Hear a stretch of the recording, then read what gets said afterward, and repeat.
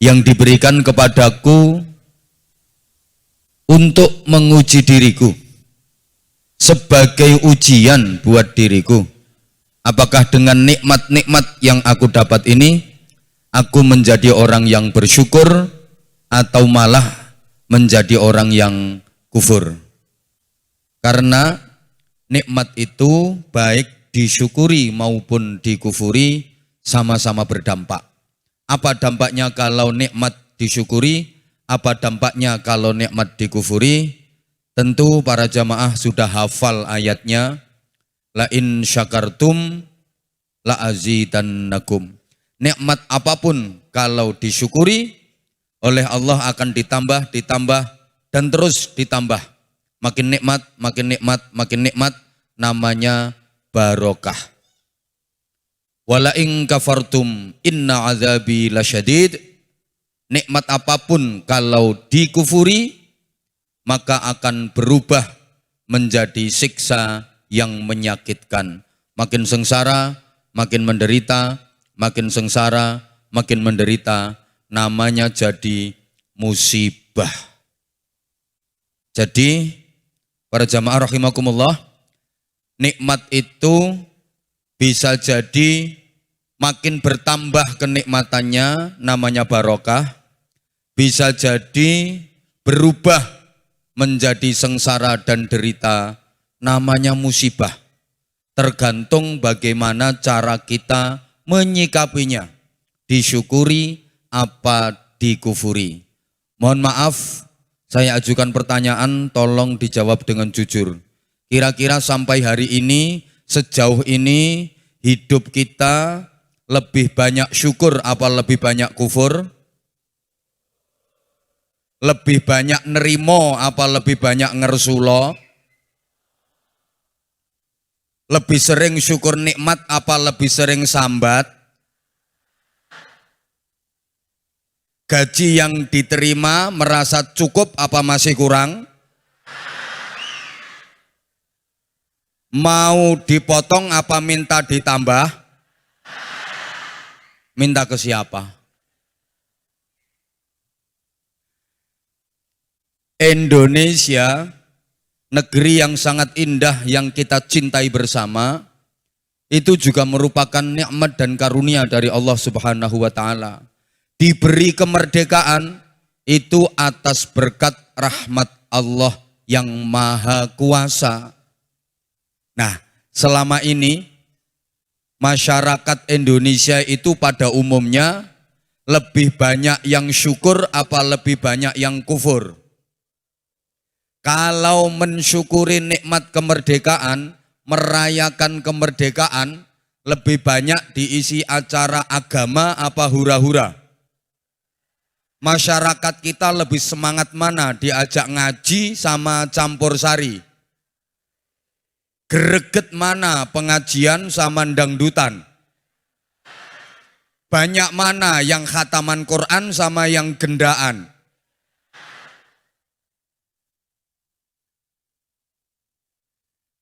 Jangan salahkan siapa-siapa kalau barokah dicabut.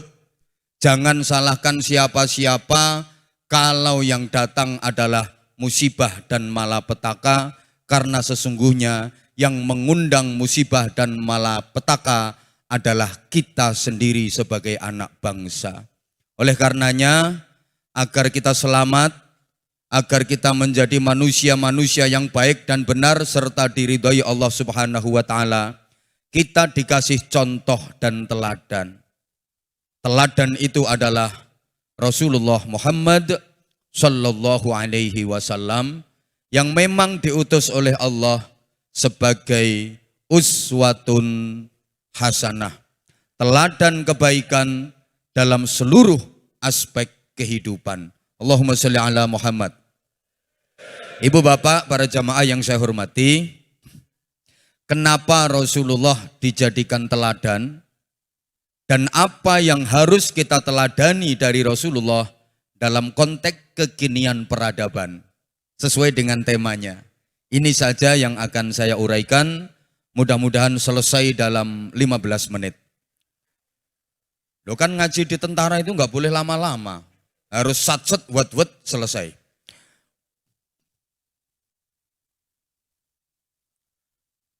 Sopo ngomong bayar larang-larang?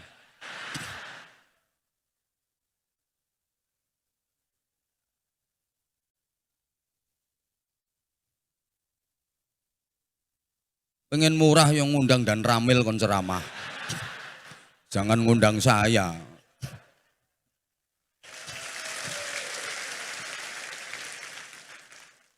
Murah mahal itu tergantung kualitas. Apa yang harus kita teladani dari Rasulullah? Dan kenapa Rasulullah dijadikan teladan? Oke. Kenapa Rasulullah dijadikan teladan? Ibu bapak para jamaah, setidaknya ada 3 alasan utama mengapa Rasulullah dijadikan teladan. Pertama, karena Rasulullah adalah manusia. Seutuhnya Nabi Muhammad itu manusia. Secara kurikulum desain, Nabi Muhammad manusia. Posturnya manusia, gesturnya manusia, perilakunya manusia. Nah, kita manusia disuruh mencontoh manusia. Itu pas, cocok, dan nyambung. Kayak ayam disuruh mencontoh ayam. Itu pas, cocok, nyambung. Jamaah sholat Isya yang jadi imam malaikat Jibril. Rakaat pertama habis Fatihah, baca Quran khatam 7 kali. Rakaat kedua habis Fatihah, baca Quran khatam 3 kali. Insya Allah kelenger semua makmumnya. Kalau imamnya malaikat nggak ada capek. Malaikat kan nggak kenal capek. Apa Bapak pernah ketemu malaikat Jibril pijet karena kecapean? Enggak. Kayak ceramah hari ini, pengajian hari ini, jamaahnya manusia, yang ceramah juga manusia. Ini pas, cocok, dan nyambung. Bayangkan misalnya jamaah yang mendengarkan manusia, terus yang kasih ceramah malaikat Israel. Bubar. Kalau malaikat kan wal malakul ladzi bila abin wa la aqlala syurba wa la nauma lahum. Malaikat itu tanpa ayah, tanpa ibu. Malaikat itu enggak makan, enggak minum, enggak tidur. Itu malaikat. Jadi misalnya yang diundang ceramah di sini kok malaikat, ya panitia enggak perlu nyiapin minum, nyiapin makan, nyiapin Itu kalau yang diundang ceramah malaikat. Nah, pengumuman Anwar Zahid ini bukan malaikat. Jadi yang masih perlu nyiapin. Nah, kalau pengen gratisan yang ngundang malaikat. Rasulullah itu manusia. 100% Rasulullah manusia. Sebagai manusia, Rasulullah ya makan, ya minum, ya lapar. Kayak kita. Rasulullah ya sehat, ya pernah sakit. Rasulullah juga nikah. Manusia. Rasulullah ya kerja. Dikira kalau udah jadi nabi nggak usah kerja. Pengen apa-apa tinggal minta ke Tuhan. Pengen duit ya Allahumma duit. Kerotok-kerotok. Enggak. Pengen sate ya Allahumma sate. Gelodak. Enggak. Kerja Rasulullah. Rasulullah juga pernah nggak punya duit. Rasulullah kalau nggak punya duit, utang. Makanya yang utangnya banyak, jangan khawatir nggak diakui jadi umat Rasulullah. Tetap diakui. Rasulullah kalau nggak punya duit, utang. Makanya umat Rasulullah yang baik, kalau nggak punya duit, utang. Jangan nyolong, jangan korupsi. Kalau udah punya duit, bayar utang. Kalau duitnya berlebih, ngutangi, ngasih. Rasulullah tuh pernah ditagih hutang. Padahal waktu itu belum jatuh tempo, masih kurang 2 hari. Pulang dari sholat jamaah, didampingi Sayyidina Utsman bin Affan. Di tengah jalan itu dihadang sama orang, ditagih hutang. Muhammad, bayar hutangmu. Kata Nabi, lo kan jatuh temponya masih kurang 2 hari. Gak peduli, pokoknya sekarang aku butuh duit, bayar. Sayyidina Utsman tersinggung. Ini orang gak punya adab, nagih hutang di tengah jalan. Lagian jatuh temponya masih kurang 2 hari. Yang ditagih Rasulullah pula. Langsung Sayyidina Utsman berkata, berapa hutang Rasulullah? Ngomong kamu, tak bayar sekarang. Cash dibayar Sayyidina Utsman. Itu. Maka kasdam yang baik adalah kasdam yang mau bayar hutangnya kiai. Itu. Jadi habis ini langsung ke saya, hutangnya berapa Pak Kiai? Cek langsung. Insya Allah enggak lama bintang 2. Nah, itu. Insya Allah itu enggak lama. Kalau enggak mau kayak gitu, turun dari serda.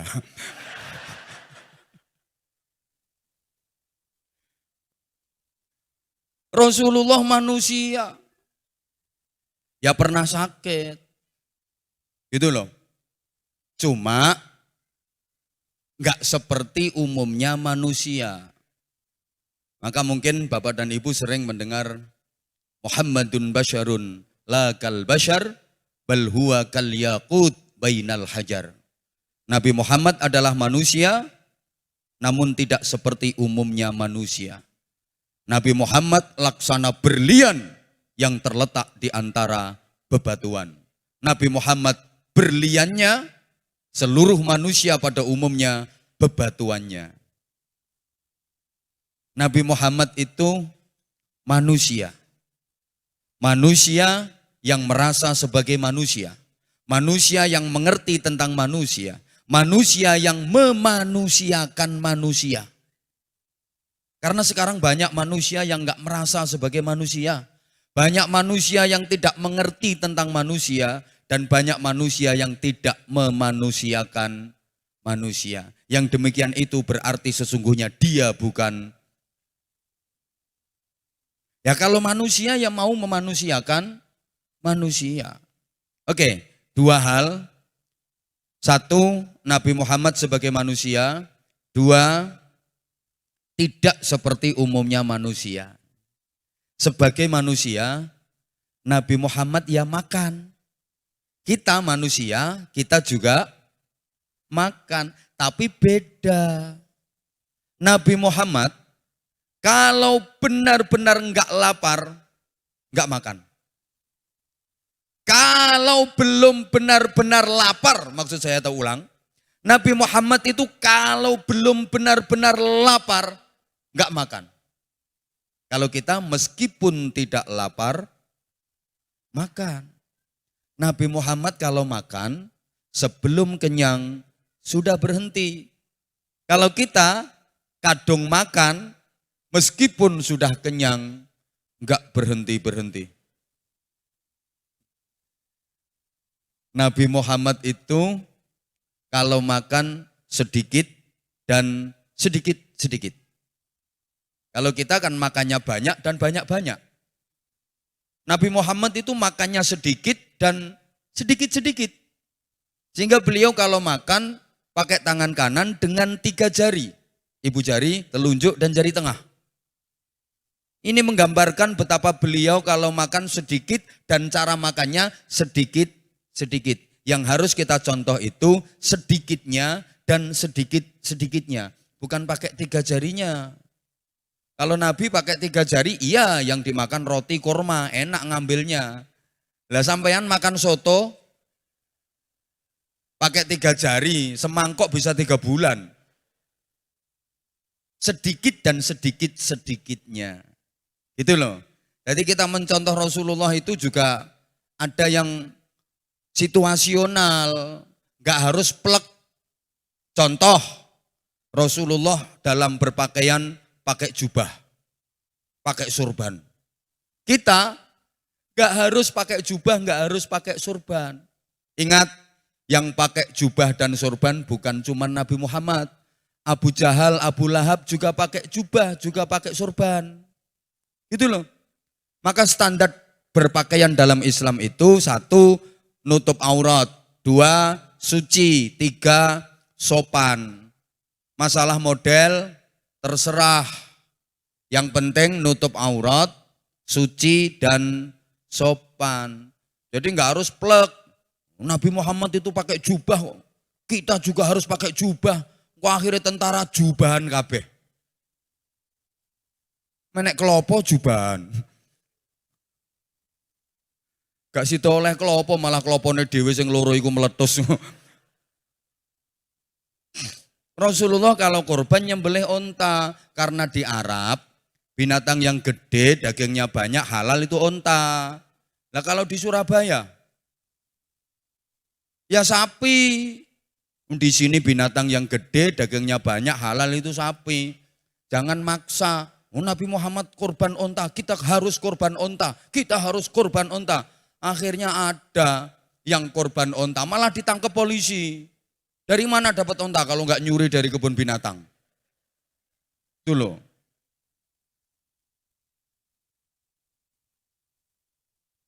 Rasulullah kalau mau makan selalu cuci tangan. Jadi cuci tangan ini enggak karena corona saja. Udah diajarkan mulai dulu. Dan Rasulullah kalau mau makan pasti berdoa. Nah, kalau di masyarakat kita mau makan berdoa itu cuma anak-anak saja. Karena ditekan sama mamanya. Mamanya nekan begitu anak mau makan, ayo mau makan doa dulu. Gimana doa mau makan? Ayo. Gimana doa mau makan? Anaknya doa, Bismillahirrahmanirrahim. Allahumma baik ya nafi maujakna kita amin. Mamanya, yuk gimana tok wong enggak hafal. Sebagai manusia, Rasulullah tidur. Kita manusia, kita juga tidur, tapi beda. Rasulullah itu kalau tidur hanya kedua mata beliau yang terpejam, tapi hati tetap terjaga.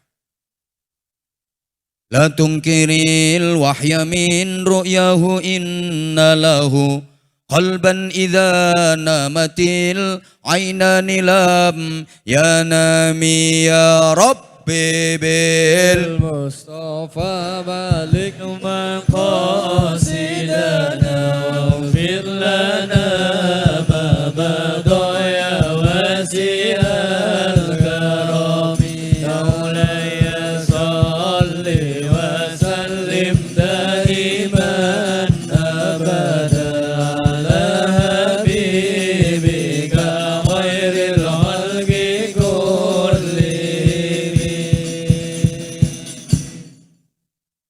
Jadi beliau kalau tidur hanya kedua matanya saja yang terpejam. Hati tetap terjaga, sadar dan tahu apa yang terjadi di sekitarnya.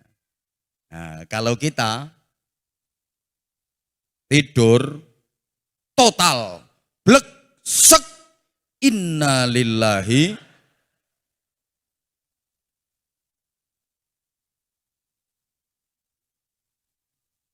dikrikiti tikus lu gak kroso.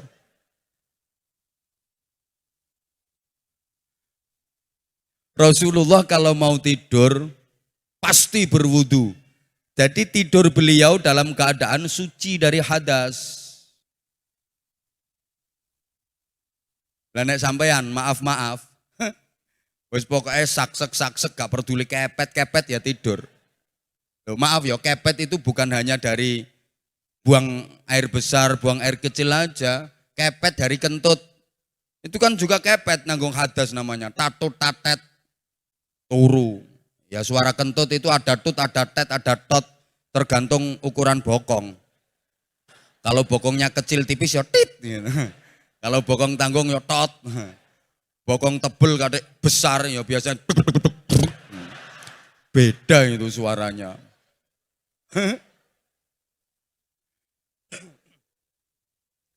Maka kita kalau mencontoh Nabi, mau tidur wudhu dulu yang beragama Islam. Nah nanti di tengah-tengah tidur tatut tatet gak masalah, kan udah di luar kesadaran kita. Rasulullah kalau mau tidur selalu berzikir, berdoa, berzikir, berdoa, berzikir, berdoa terus sampai tidur. Zikir, doa, baca zikir, baca doa, baca zikir, baca doa sampai tidur. Kalau anggota Makodam 5 Brawijaya plus persitnya ini udah agamis betul. Saya yakin kalau mau tidur semuanya pada baca kitab. Kitabnya Fathul WhatsApp, Raudatul Facebook, Kifayatul Instagram, Hidayatul Twitter, dan Nihayatul TikTok. Tidurnya itu ngeloni HP. Betul? Ya Allah. Padahal dianjurkan baca Quran sebelum tidur agar kelak di akhirat dapat syafaatnya Al-Quran. Dapat pembelaan dan pertolongannya Al-Quran. Iqra'ul Quran fa innahu ya'ti yaumal qiyamati syafi'an li ashabih. Baca Al-Quran, nanti kelak di hari kiamat Quran akan datang memberikan syafaat dan pembelaannya kepadamu. Ibu, maaf, mata ibu kalau tiap hari lebih sering mana dipakai baca Quran sama baca HP? Oke, besok di akhirat minta syafaatnya Samsung ya. Bapak, sorry, matamu lebih banyak mana? Sopo ngomong matamu dewe mau? Ayo sini naik. Dikira kalau udah pakaian seragam sini takut apa? Diajak ngaji malah matamu. Matamu, yang belakang maksudnya, kalau yang depan saya enggak berani. Alah podo wae matamu. Podo menungsane kok. Apanya? Saya juga pakaiannya hijau-hijau kok. Menyesuaikan tak setel teko omah iki wisan. Lebih banyak mana? Mentelengi Quran sama mentelengi HP. Mangkane belereng ya ngono. Allah ya Karim, itu kita. Sehingga sesungguhnya kita sakit tapi kita enggak sadar.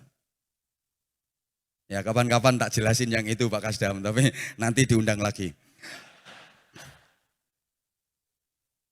Ya kalau disampaikan sekarang semuanya ya engkau gak diundang meneh. Ini namanya marketing dakwah. Dibikin penasaran dulu biar ngundang lagi. Rasulullah kalau tidur posisinya istiqamah, beradab. Miring kanan hadap kiblat. Jadi miring kanan hadap kiblat. Misalkan posisinya di Indonesia sini berarti kepala di utara, kaki sebelah selatan, miringnya ke kanan, hadap kiblat kayak gini, telapak tangan kanan dipakai bantal pipi kanan, telapak tangan kiri ditaruh di atas paha kiri. Mulai mapan sampai bangun, gak berubah posisinya. Itu Rasulullah kalau tidur. Nah sampean ya iso nyontoh mapane. Miring kanan hadap kiblat, telapak tangan kanan pakai bantal pipi kanan, telapak tangan kiri taruh di atas paha kiri. Mapane iso, tapi tengah-tengah tidur malang megong ndak karu-karuan. Kadang tangan iso operasi tekan Gunung Bromo, Gunung Kelut. Malah iso blakraan tekan hutan Jawa Tengah barengan.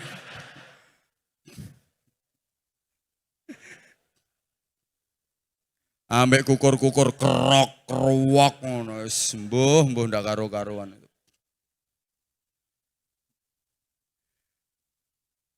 Ono yang nanya hutan Jawa Tengah itu mana katanya. Sing cerdas toh, ngaji sama Anwar Zaid itu harus cerdas. Sebagai manusia, Rasulullah ya berkeringat. Kita manusia juga berkeringat, tapi beda. Keringat Rasulullah wangi, harum sekali. Zaman di mana waktu itu belum ada parfum, keringat Rasulullah itu harum, wangi, digawe rebutan. Beruntung-beruntungnya manusia yang dapat tetesan keringat Nabi. Keringetnya Kanjeng Nabi wangi. Keringetmu kena gawe bumbu sayur asem lek keringetmu. Sebagai manusia, Rasulullah juga kencing. Kita manusia juga kencing, tapi beda. Kencing Rasulullah sama sekali tak berbau dan tak berbekas. Begitu keluar, lenyap ditelan alam. Nek uyuhmu, muntuk.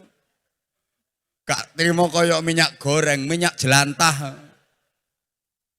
Baunya, pesing standar internasional. Ayo coba. Sebagai manusia, Rasulullah juga berludah. Kita manusia juga berludah. Tapi ludahnya beda. Ludah Nabi Muhammad itu obat. Masih ingat peristiwa hijrah. Ketika bersembunyi di dalam gua didampingi sahabat karib beliau Sayyidina Abu Bakar Siddiq. Menghindari kejaran orang-orang kafir Quraisy yang akan membunuhnya. Nabi Muhammad bersama Sayyidina Abu Bakar Siddiq bersembunyi di dalam goa. Nabi tertidur di pangkuan Abu Bakar Siddiq. Saking capeknya, saking lelahnya. Nah ketika Nabi tertidur itu, dari salah satu lubang di dinding goa, ada kepala ular yang beruntup-untup, berbedunduk. Abu Bakar Siddiq kaget, gawat ini kalau ular sampai keluar, ini ular berbisa. Kalau sampai nanti menggigit Nabi, bahaya.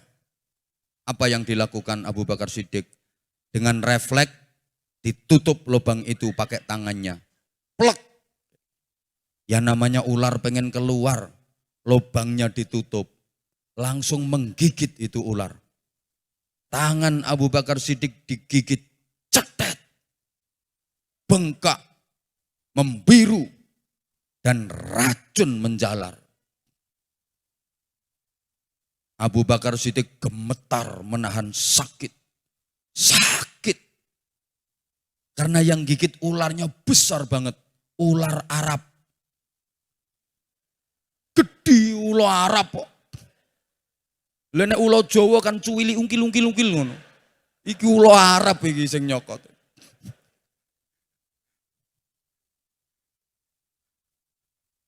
Ula iki Abu Bakar Siddiq gemeter, keringet derodosan. Nah keringat Abu Bakar Siddiq ada yang netes ke wajah Rasulullah. Terbangunlah Rasulullah. Dipandang wajah sahabatnya yang pucat pasi, dengan tubuh gemetar dan keringat bercucuran. Ditanya, kamu kenapa? Gak apa-apa. Ini sambil tangannya masih nahan lubang yang digigit ular tadi. Kamu sakit ya? Enggak. Kamu takut dikejar orang-orang kafir? Enggak. Kamu berat meninggalkan Mekah? Enggak. Terus kamu kenapa? Karena didesak sama Nabi akhirnya ngaku. Joko tulo gitu. Dipegang itu tangan, diludahi sama Rasulullah. Cuh, sembuh seketika. Seperti enggak ada bekas gigitan. Jadi sembuh seperti sedia kala. Jadi idune Kanjeng Nabi niku obat. Idumu. Salah naruh panjang urusan. Idumu keliru ndekek ya dawa urusane. Ayo coba ngidu nang ngarepe Pak Kasdam. Tamat riwayatmu.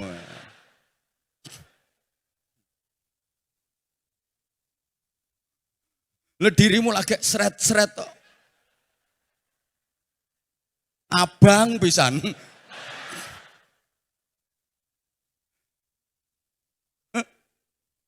Ayo coba. Salah naruh panjang urusannya. Meskipun nggak tahu loh.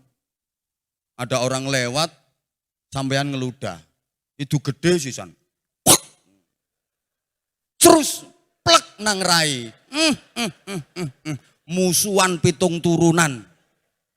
gara-gara salah naruh ludah. Itu loh. Maka Rasulullah itu manusia, tapi tidak seperti umumnya manusia. Beliau istimewa karena beliau mampu memberikan keteladanan yang sangat prima. Allahumma sholli ala Muhammad. Yang kedua, kan tadi udah ngomong waktunya 15 menit. Kalau ada tambahan waktu, izin Pak Kasdam. Tambahan waktu itu ibarat kerja namanya lembur. Nah, jadi ini ada lemburannya apa enggak kan? Tergantung beliau yang mewakili Pangdam kan gitu. Panglimanya lagi ada agenda sehingga sekarang Kasdam yang bertanggung jawab. Kalau enggak pengen digeser. Nah, pengen geser saya tinggal telepon atasan selesai. Minta kemana? Papua. Halo. Yang kedua, kenapa Rasulullah dijadikan teladan? Sebab Nabi Muhammad itu sempurna baiknya, figur yang lengkap, komplit, baik dari semua aspek. Baiknya Rasulullah itu menyeluruh. Sehingga Rasulullah bisa menjadi teladan siapapun. Siapapun orangnya, apapun profesinya, bisa meneladani Rasulullah. Karena memang Rasulullah bisa dijadikan teladan oleh siapapun. Baiknya Rasulullah itu stabil, lurus, gak ada bengkoknya sama sekali. Rasulullah itu sedikit pun gak ada jeleknya. Tanpa noda, tanpa celah. Api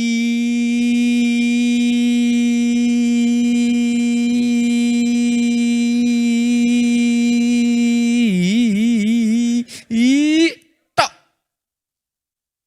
Nah kalau kita kan sebaik-baiknya kita pasti punya masa lalu. Pasti. Sebaik-baiknya Pak Kasdam pasti punya masa lalu. Pernah melukai hati seseorang. Padahal sudah memberikan janji dan harapan.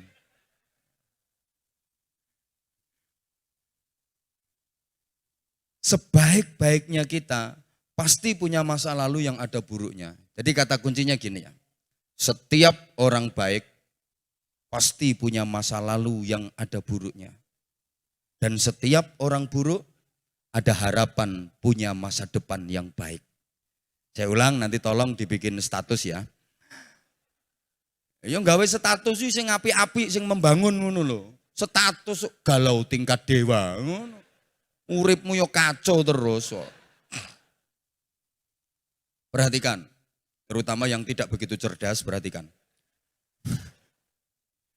Setiap orang baik pasti punya masa lalu yang itu ada buruknya. Maka jangan pernah merasa diri baik. Dan setiap orang buruk ada harapan punya masa depan yang baik. Maka jangan putus asa untuk berjuang jadi orang baik. Oh no. Yo bikin kata-kata kayak gini gak mudah. Makanya yo larang. Bu, nek pengen murah bojomu kongkon ceramah dhewe. Murah yo. Ngeyel kandhani rupa nggawa rega kaya. Rasulullah itu figur yang sempurna. Siapapun bisa mencontoh dan meneladani Rasulullah. Ada orang jadi guru misalnya. Aku guru. Loh, Rasulullah juga guru. Rasulullah juga bukan cuma guru bangsa, guru dunia, guru akhirat. Nabi juga mengajar.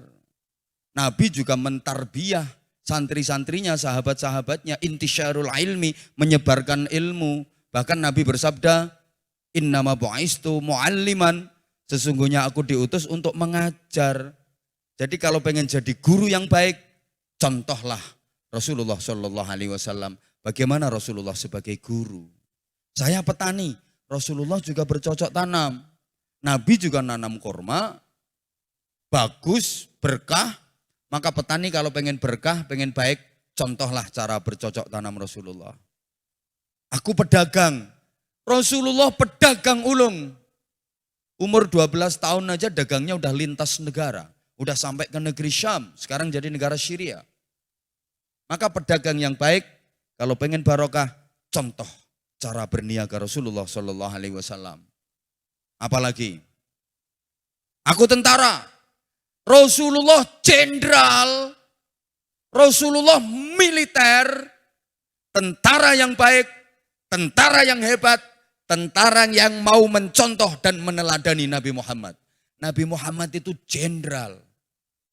27 kali peperangan, memimpin pasukan dan berada di garda terdepan. 27 kali perang, Rasulullah berada di garis terdepan, memimpin pasukan. Iki moro-moro dadi brigjen nih tahu perang ping piro? Enake moro-moro dapat jabatan kasdam. Perang berapa kali coba? Moro-moro bintang nang kene. Gak tahu perang. Dikirim no Ambon yo alasan ae.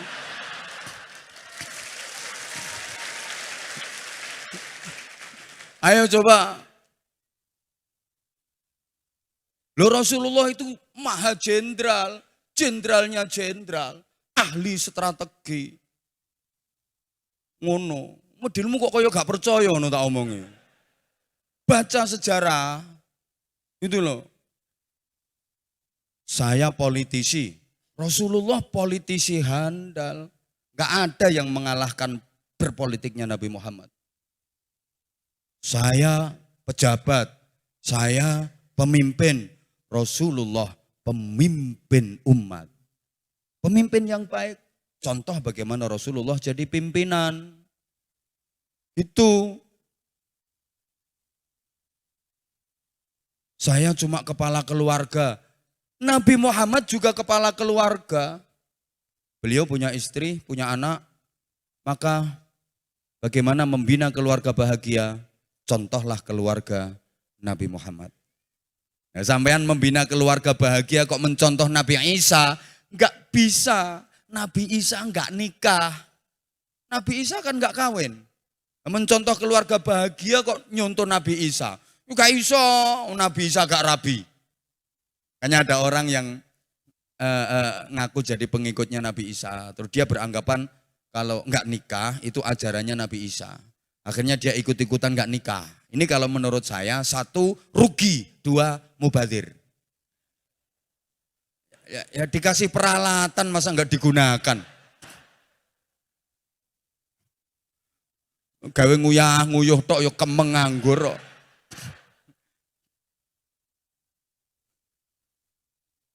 Ya Allah ya Karim. Itu loh. Terus hebatnya lagi Nabi Muhammad itu kehebatannya, keagungannya, totalitas. Kapanpun, dimanapun, di hadapan siapapun, beliau selalu hebat. Ka'annahu wa huwa fardun fi jalalatihi fi askarin hina talqahu wa fi hashami ya Rabbi bil Mustafa baligh maqasidana waghfir lana ma madha ya wasi'al karam maulaya salli wa sallim daiman abada ala habibika khairil khalqi kullihim. Jadi Nabi Muhammad itu dalam keadaan fardun sendirian, itu hebatnya kayak berada fi askarin, berada di tengah-tengah pasukan perang. Gagahnya Rasulullah, keagungannya Rasulullah, kehebatannya Rasulullah itu dahsyat. Sendirian Rasulullah hebat. bersama sahabat-sahabatnya, kawan-kawannya, seletehnya, Rasulullah hebat. Wah, kiai itu kalau di depan jamaah ceramahnya hebat, mampu menghipnotis ribuan jamaah, cetar membahana, menggelegar, dalilnya ya runtut, jebret, jebret, jebret di hadapan jamaah. Saya biasa ngadepi puluhan ribu jamaah, tapi jujur saya disuruh ceramah di hadapan istri saya seorang diri, saya nggak berani, nggak berani. Misalnya dia lagi ngambek terus tak suruh duduk, duduk kamu. Begitu dia duduk, plek, langsung tak ceramai. Assalamualaikum warahmatullah. Saya salam belum selesai, mesti pret tinggal nyingkrih misalnya. Itu. Jadi kalau kita hebatnya itu kan hanya pada waktu-waktu tertentu dan di tempat-tempat tertentu saja. Di tempat yang lain, di waktu yang lain, hilang hebatnya kita. Itu loh, maka jangan pernah merasa diri hebat, ingat semuanya hanya amanah Allah, semuanya hanya titipan Allah. Hakikatnya kita nggak punya apa-apa, betul? Betul? Harta kekayaan berapapun itu hakikatnya hanya milik Allah. Orang yang paling tenang dan tentram hidupnya serta bahagia adalah orang yang beriman. Orang yang beriman itu orang yang menyadari bahwa tidak ada ketergantungan kecuali hanya kepada Allah, tidak berharap kecuali hanya kepada Allah. Sadar bahwa tidak memiliki apa-apa, semuanya milik Allah, sehingga hatinya tenang dan bahagia. Karena dia hanya memiliki Allah dan dia enggak pernah merasa memiliki apapun. Maka hidupnya tenang. Para jamaah, kenapa orang susah, kenapa orang gelisah, kenapa orang galau, kenapa orang sumpek, kenapa orang bingung? Sebab utamanya adalah karena merasa kehilangan. Orang susah, orang gelisah, orang galau, sumpek, itu sebab utamanya karena merasa kehilangan. Entah kehilangan harta, kehilangan duit, kehilangan kekuasaan, kehilangan keluarga, kehilangan jabatan, kehilangan kesempatan. Kenapa merasa kehilangan? Karena merasa punya, merasa memiliki. Orang beriman, dia nggak pernah ngerasa punya apa-apa, dia nggak pernah ngerasa memiliki apa-apa, maka dia nggak pernah merasa kehilangan apa-apa, sehingga hidupnya tenang. Semuanya hanya amanah, titipan Allah, maka nggak pantas untuk disombongkan. Berapapun kekayaan yang dimiliki, itu hanya amanah, titipan Allah. Dititipi kok sombong. Pantas apa enggak kira-kira? Wih, enggak ikut punya, cuma titipan. Nanti pakai sombong-sombongan, pantas apa enggak kira-kira? Ya Allah, ini loh misalnya tak titipi mobilku, kan rada apik mobilku. Misalnya, aku titip, begitu tak titipkan ke dia, lah kok dia, wah mobil bagus, sombong, gendeng ini. Ada enggak orang yang dititipi harta sombong? Ada apa enggak? Ada, saya kenal orangnya. Namanya Korun. Nah itu jadinya kayak Korun. Maka kalau ada orang kaya dititipi harta sama Allah kok sombong, itu berarti anak buahnya Korun. Pangkat jabatan juga punya hanya titipan. Kalau Allah berkehendak, secepat kilat, kayak membalik telapak tangan, selesai karirnya.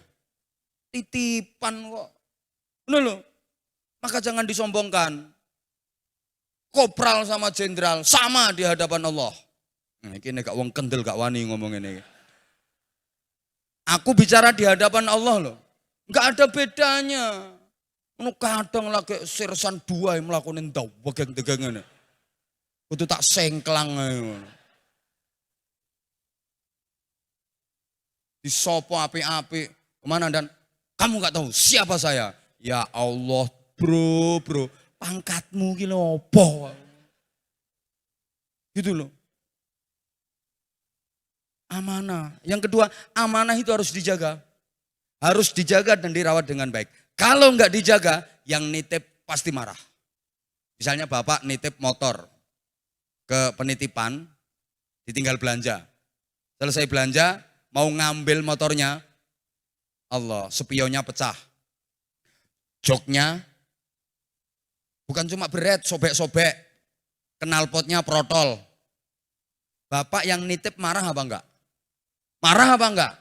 Marah. Istri titipan, suami titipan, anak titipan. Dari Allah yang nitip. Kalau rusak, Allah pasti marah.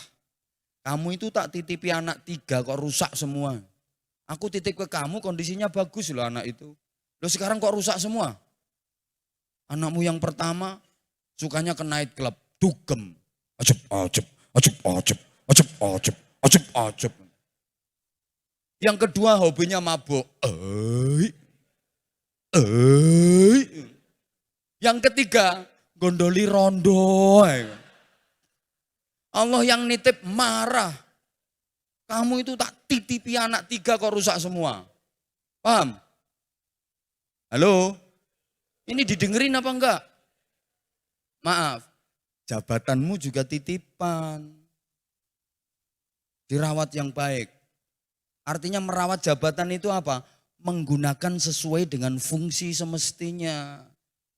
Diberi jabatan lebih dekat kepada Allah. Lebih banyak mengabdi untuk negeri dan bermanfaat untuk masyarakat. Itu baru keren.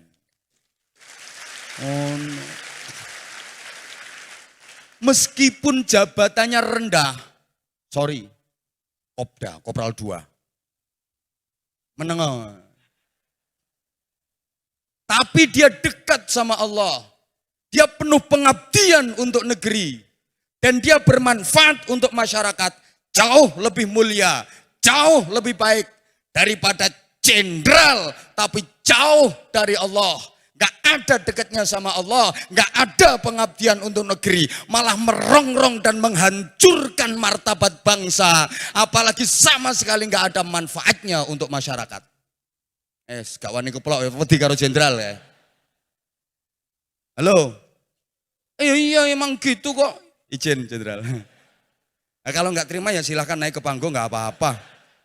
Maksudnya tak ajak duet ceramah, no. Gitu loh. Ini saya berbicara dalam konteks agama. Mohon maaf. Allahumma sholli ala Muhammad. Ini kena gak kiai kendel gak kira wani. Nah, kenapa harus takut yang disampaikan kebenaran kok? Nah, ini jadwal di sini itu jadwal nyulik, ya, tahu. Saya sebenarnya hari ini agendanya udah 3.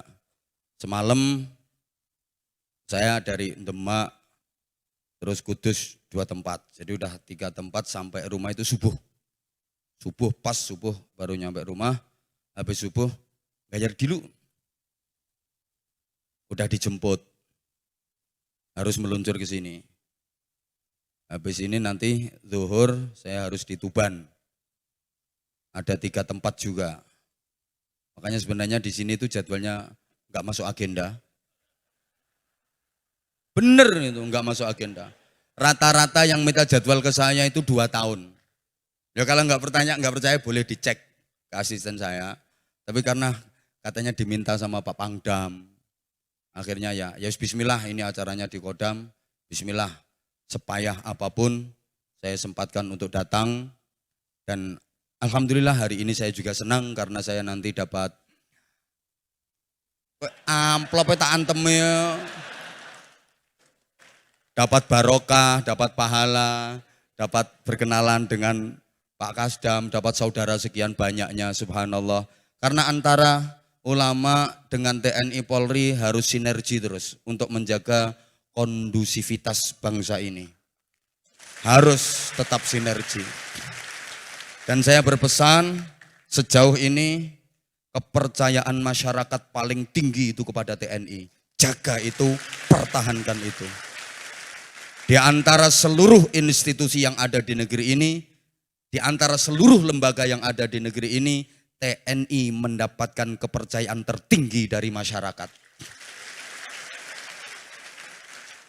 Karena di setiap ada musibah, TNI selalu berada di garis terdepan. Setiap ada kejadian, ada bencana, TNI selalu terdepan. TNI selalu bersama rakyat karena TNI adalah kita. Loh, ngono. Tambahi.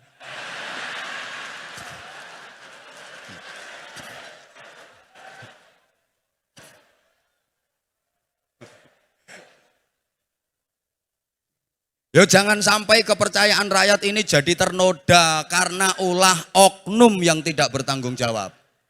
Ngono loh. Makanya ya hati-hati Pak Kasdam dalam membina anak buah. Bisa jadi itu yang mencoreng marwah TNI. Oknum anak buah yang tidak taat pada perintah. Itu loh. Kalau bisa dibina, nggak bisa ya dibinasakan. Timbang ngerusui, gitu loh. Izin nanti kalau ada apa-apa saya izin melaporkan.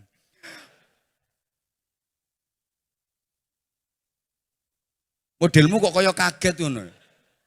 Sampeyan pikir aku gak kenal karo jenderal-jenderal TNI ngono apa piye? Sampeyan njaluk dipreteli jabatanmu apa? Macem-macem ae. Wis meneng. Ya Allah ya Karim. Yang ketiga sekarang. Loh enggak. Pokoknya saya hanya mengingatkan jangan lupa dengan tugas pokok. Ya, jangan lupa dengan tugas pokok. Artinya jangan terpengaruh dengan hiruk pikuk perpolitikan yang lagi memanas. Sampai melupakan tugas pokoknya. Apa tugas pokok TNI? Kadang-kadang ini gak apal ini. Keterima gak apal. Menjaga kedaulatan negara, mempertahankan wilayah, mempertahankan keutuhan wilayah negara kesatuan Republik Indonesia yang berdasarkan Pancasila dan Undang-Undang Dasar Negara Republik Indonesia tahun 1945. Terus serta melindungi segenap bangsa dan seluruh tumpah darah. Wah, sak terusé kowe. Aku tahu maca kae kok ngono elingku lho. Nggih, Pak nggih.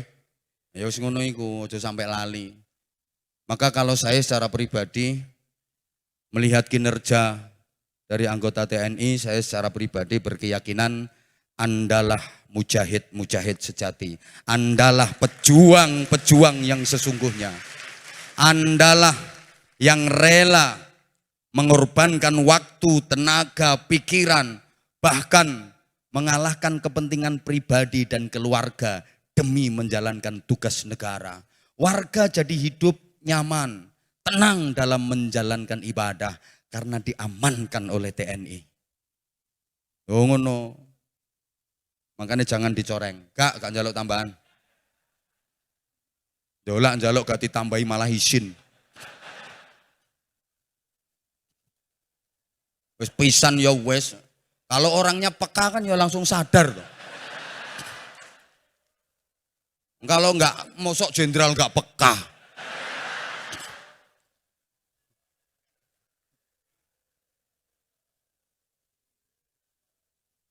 Nah, kalau masih kolonel enggak begitu peka enggak masalah. Jenderal lo enggak peka.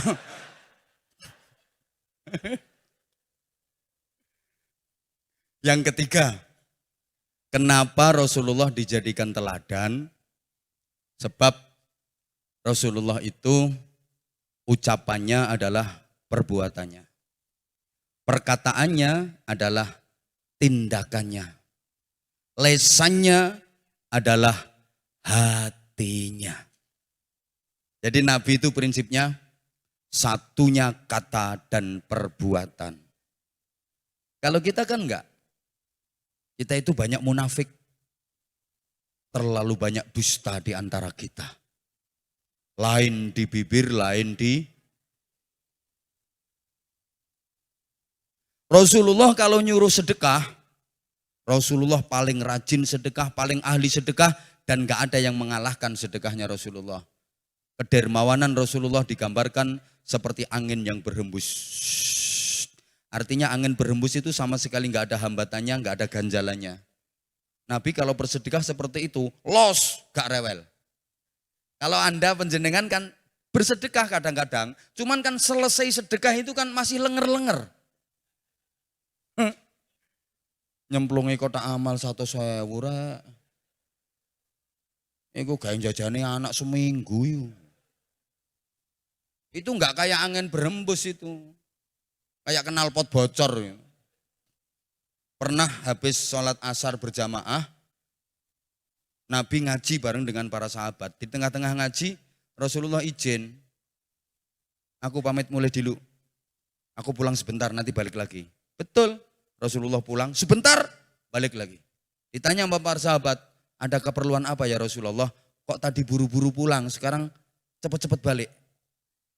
Aku ingat di bawah bantal tempat tidurku itu, aku masih punya duit 5 dirham yang belum aku sedekahkan.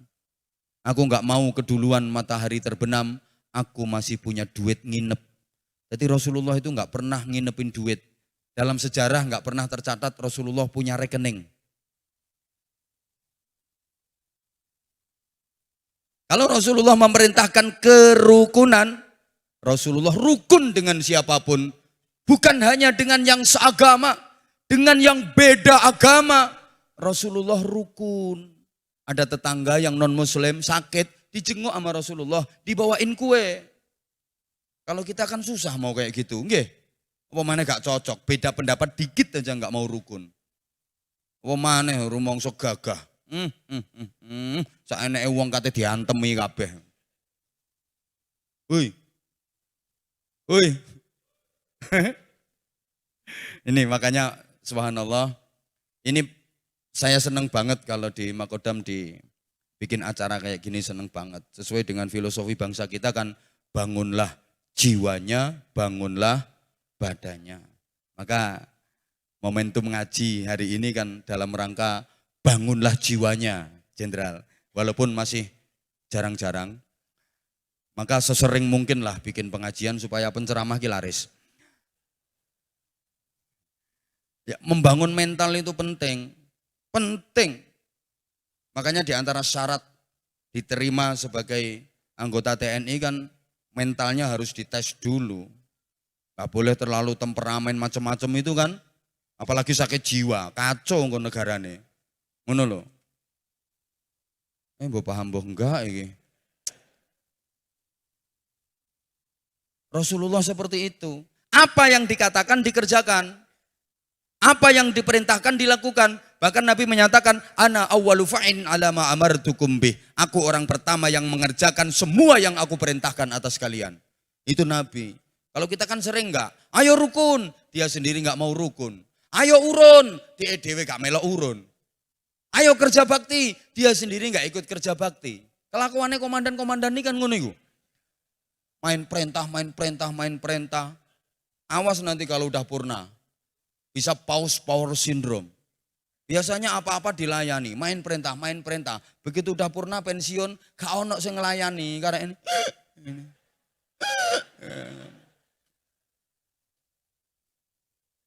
Saya perhatikan kayak gitu. Orang itu makin tinggi jabatannya makin minta dilayani, makin minta dilayani. Tuh, makanya Allah ya Karim, kacamata aja minta dibawain. Map minta dibawain. Jadi mundak dhuwur pangkate mundak keple tangane. Oh, bawa map sendiri itu ndak kuat kok. Kok begitu ya orang itu ya? Sepatu minta dibawain. Padahal dulu waktu masih perwira anyaran nih, usung-usung beras ngangkut-ngangkut ya biasa. Itu kita memang kita seperti itu. Saya juga. Biyen saya dadi santri karo saiki wis kaya ngene iki. Oh, menungso aku. Ya Allah, ya Allah, ya Allah. Maka ayo.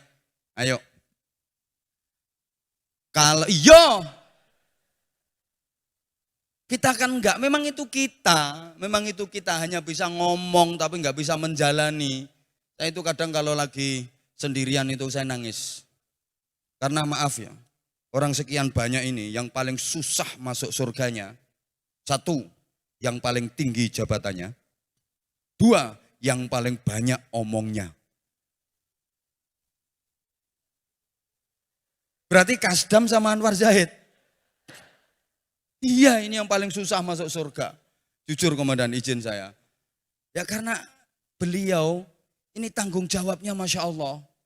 Berapa anak buahnya yang harus menjadi tanggung jawab beliau? Bagaimana pembinaannya, pengasuhannya, lahir batin. Gitu loh. Apalagi kalau saya teringat ketika Rasulullah di Isra Mi'rajkan, Nabi diperlihatkan ada sekelompok orang yang bibirnya tuqradu alsinatuhum biqiradin minan nar. Bibirnya diguntingi sendiri pakai gunting dari api neraka sampai habis berdarah-darah, tumbuh lagi bibir itu. Digunting lagi sendiri sampai habis berdarah-darah, tumbuh lagi bibir itu. Digunting lagi sampai habis berdarah-darah, tumbuh lagi bibir dan lidah itu. Digunting bibirnya, digunting lidahnya sampai habis berdarah-darah, tumbuh lagi, digunting lagi, begitu seterusnya, terus menerus. Nabi bertanya pada malaikat Jibril, siapa mereka itu ya Jibril? Apa jawab Jibril? Hum khutabaul fitnah. Mereka dihukum di neraka dengan siksaan seperti itu. Mereka adalah tukang-tukang khutbah, tukang-tukang pidato, tukang-tukang ceramah yang menyebar fitnah, isinya memecah belah umat. Masya Allah, makanya kalau habis ceramah dikasih amplopan, itu sesungguhnya bukan transportasi, bukan upah. Tapi itu adalah uang kompensasi masuk neraka. Makanya wis diwaneni yo sing akeh jenderal. Wis kadung diwaneni sithik yo nanggung kok.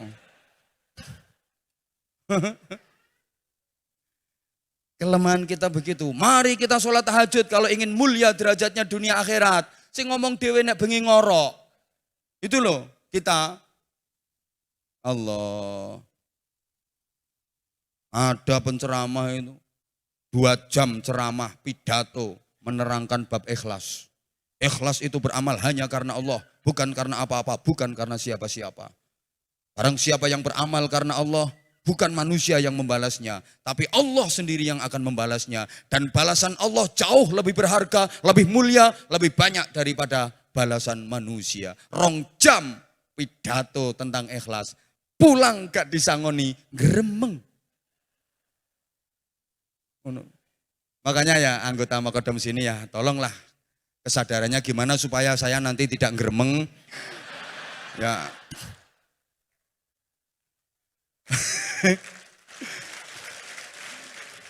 Dan tolong jangan diuji keikhlasan saya.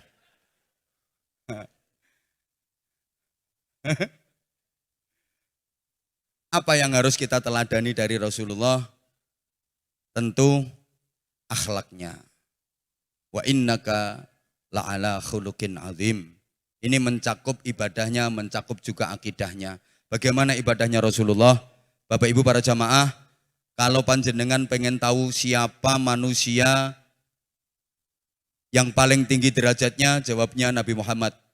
Siapa manusia yang paling mulia akhlaknya, jawabnya Nabi Muhammad. Siapa manusia yang sama sekali nggak punya salah, nggak punya dosa, jawabnya Nabi Muhammad. Jadi udah dijamin surga dan sama sekali nggak punya dosa. Tapi bagaimana ibadahnya Nabi Muhammad? Masya Allah, beliau kalau sholat malam, lama berdirinya, lama rukuknya, lama sujudnya, sampai kedua kaki beliau bengkak-bengkak. Itu sering terjadi di setiap malam. Kedua kaki beliau bengkak-bengkak, hampir tiap malam. Saking lamanya sholat. Nah, jenengan ya iya kalau malam kakinya bengkak karena asam urat kambuh.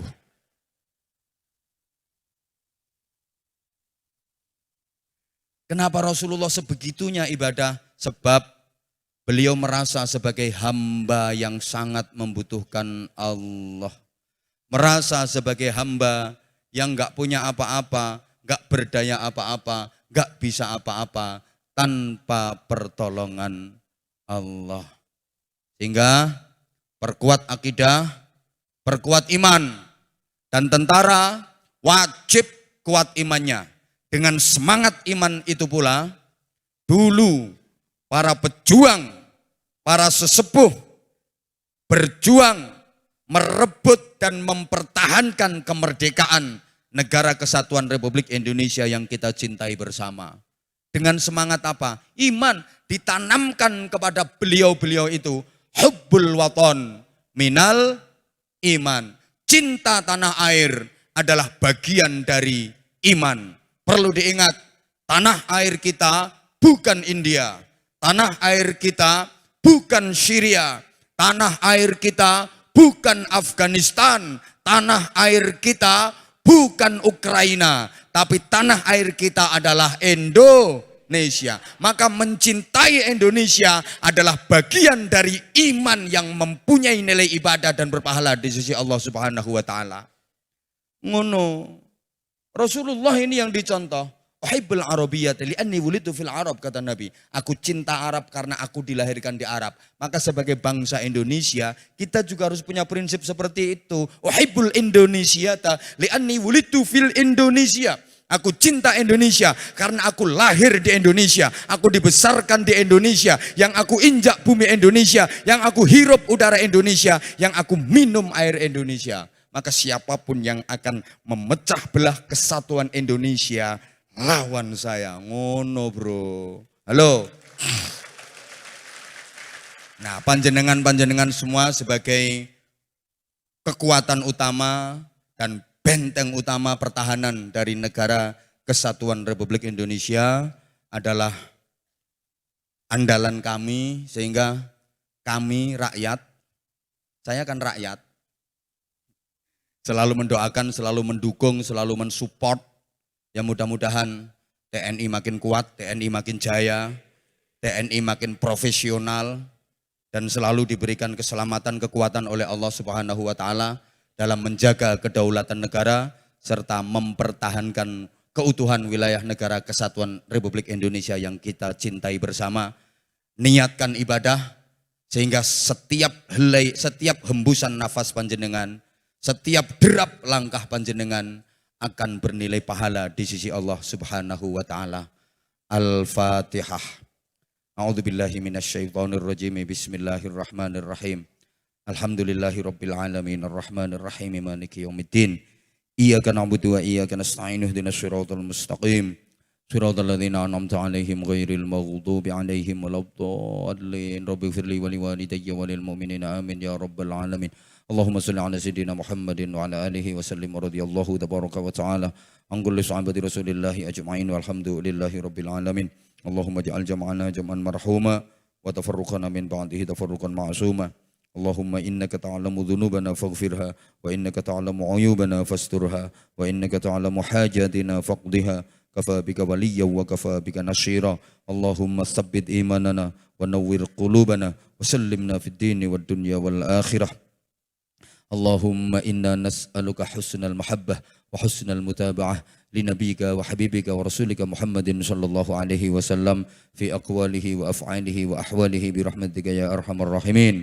Rabbana hab lana min azwajina wa dhurriyyatina qurrata a'yun waj'alna lil muttaqina imama. Allahumma sallimna wa sallim dinana wa sallim dunyana wa sallim Indonesia wa sallim akhiratana wa la tusallim waqtana za'i imanana wa la tusallit alaina man la yakhafuka wa la yarhamuna warzuqna khairal dunya wal akhirah innaka ala kulli syai'in qadir wa bil ijabati jadir. Rabbana atina fid dunya hasanah wa fil akhirati hasanatan wa qina adzabannar wa qina adzabannar wa qina adzabannar wa adkhilnal jannata ma'al abrar bi rahmatika wa fadlika ya azizu ya ghaffar ya halimu ya sattar ya rabbal alamin. Jazallahu anna sayyidina Muhammadan sallallahu alaihi wasallam ma huwa ahluh bi fadli subhana rabbika rabbil izzati amma yasifun wa salamun alal mursalin walhamdulillahi rabbil alamin.